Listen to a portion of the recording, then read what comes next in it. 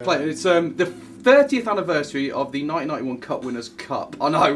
What are your memories? What are your memories of that time? Well, obviously, I think it was the first time back in Europe.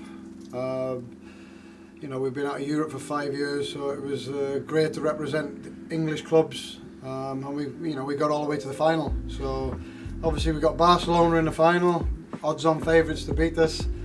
But I think when we won, we actually got an extra team into the competition the following year. So I mean, I think when you're a footballer, you're in football to win things, and we'd won the FA Cup, and that got us into the Cup Winners' Cup. It was a massive thing for us. But I mean, I think that the weird thing for us, because we went on and won. I remember Mark Hughes telling me he was at Bayern Munich at the time, which was a year before, and he said the Bayern Munich players were saying, we must win in Europe this year because the English teams are back in. Wow. Was there a lot of pressure then from being a British team going back into Europe? Did you feel that pressure? No. No, not at all? No, well, it was like new ground for us. I mean, for me especially, obviously Brian had already played in Europe. Yeah. But, for a lot of us, it was the first time to play in Europe. So, and I think English clubs, I think we look at games differently. Playing away from home, it's not a problem for us. I've seen a lot of European teams come to Old Trafford and they try to go for a draw, just keep it tight. And we go away, we try to win the game. We don't think of things like that. And I think that's the best way to go. You go there to try and win the game. If you get a draw, you're happy. It's not the worst thing. And you enjoyed European football as opposed to league football, didn't you? Yeah, It suited your game a bit better. Yeah, I think if you're a footballer, you want to get on the ball and spray a ball around a wee bit. And in the English league, there's no room. Like I said, they work so hard all the time. The old Barcelona thing, a 6-second rule. That was in British football then, and I think that's why British teams did so well in Europe. Before we got banned, they won. I think they won the European Cup 7 times in a row. Yeah. And it was because of that for me.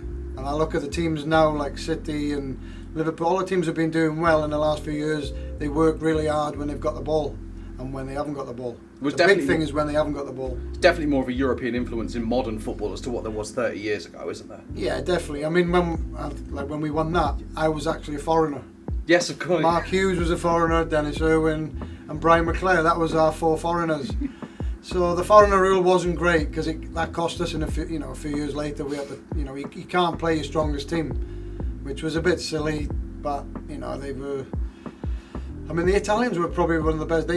They seem to have a lot of Italians in their team all the time. Not very many players from abroad, but on that year we went in it. For me, we didn't have any foreigners in the team, and we won it. And it was massive to beat Barcelona in the final. I like the fact you mentioned Mark Hughes and Barcelona, because obviously he'd been to Barca beforehand. Yeah. And then to get them 2 goals in the final, I'm going to give him the credit for the first one over Steve Bruce. Yeah. But do you think there was a part of him thinking, this is what you've missed out on. This is my chance to a bit of retribution to show. This is what I could have been. I've roomed with Mark, and I grew up with Mark from a young age, and there was no way he was going to let them off, because they didn't treat it when he went to Barcelona. They didn't treat him well. They didn't really give him a chance. And I mean, I think Lineker was over there as well at the time, and he was your goal scorer getting in the box. But Mark's he's got more about his game. He comes off, he gets involved in the build-up.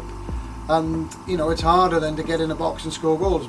So and over there they judged you on scoring goals. You'd have been better off just sitting up front and waiting for the ball to come in and scoring goals. But he was never going to let him off for the way they treated him. Obviously he was lucky because he went to Bayern Munich from Barcelona, so he got to play with a fantastic team in Germany.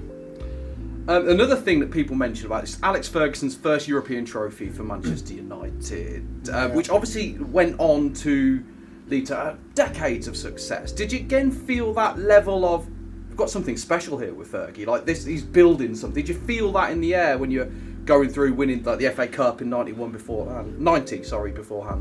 Obviously you win the Cup, then you win in Europe, but you're not thinking that way. You've got something special. You're just trying to win.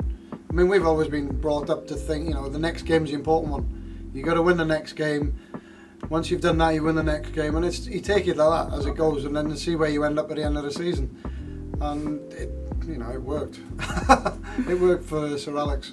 So it's been 30 years, and we are at Superstar Speakers. We're going to arrange the 30th anniversary tour, and we're going to try and get all the boys back together, including some of the subs, your Neil Webbs, your Lee Martins. Does it feel like it's been 30 years? No, it doesn't. It's a bit of a shock. It is 30 years.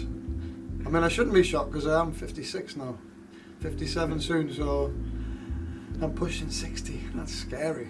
Hey, you still look good on it, Clayton. That's the thing. You still look good on it, pal. Still got the suntan. I know, yeah. We've had a bit of sun lately, so. A little bit. But it'd be great to see all the lads again, and I'm sure we'll have a good laugh. The final question, what can someone who's thinking about coming to the show, what can they expect to see from a reunion of this great Manchester United team? I think all the personalities will come out and the lads, and you see how much of a team bond, it's 30 years ago, but it'll be like it was last week, and we're all big mates, and where we always say, me and Mark always say, we're like ships in the night. You meet each other, then you depart. You don't, I haven't seen some of the lads for I don't know how long, but when we come back together, it'll be like we're still playing together. Amazing. Well, thank you very much, Clayton. No problem.